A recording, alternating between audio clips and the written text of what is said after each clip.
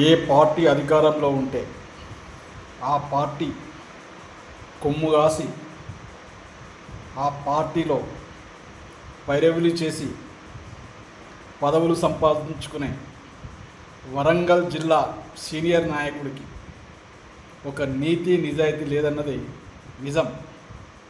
అలాంటి పనికిమాలిన వ్యక్తి కేసీఆర్ గారికి నీతి నిజాయితీ కోసం మాట్లాడడం ఆయన యొక్క రాజకీయ దివాలాకోరుతనానికి నిదర్శనం. కేసీఆర్ అంటే సూర్యుడు చంద్రుడు ఉన్నంత వరకు, తెలంగాణ రాష్ట్రం ఉన్నంత వరకు సువర్ణాక్షరాలతో ఉండే పేరు కల్వకుంట్ల చంద్రశేఖరరావు గారిది. అలాంటి వ్యక్తిని పట్టుకొని కేసీఆర్ గారికి నీతి ఉందా, నిజాయితీ ఉందా అని మాట్లాడడం సిగ్గుచేటు.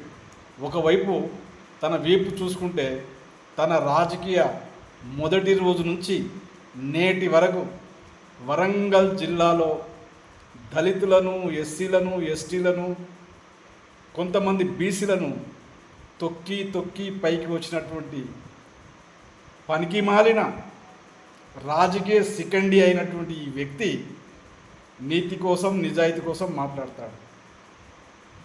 కేసీఆర్ గారు చావు నోట్లకు తలబెట్టి చివరి క్షణం వరకు పోరాడి తెలంగాణ రాష్ట్రాన్ని సాధించిన తర్వాత ఒక దళితుడు ఆ జిల్లా నుంచి డిప్యూటీ సీఎం ఉండగా అతనికి వ్యతిరేకంగా పార్టీలోకి వచ్చి అదే డిప్యూటీ సీఎంను కబ్జా చేసి పైరవి చేసి పదవి పొందిన వ్యక్తి చివరికి ఆ జిల్లాకు చెంద ఒక దళిత నాయకుడిని అబాసు పాలు చేయడం కోసం ఎన్ని కుట్రలు పన్నినాడు, ఎన్ని కుతంత్రాలు పన్నాడో తెలుసు.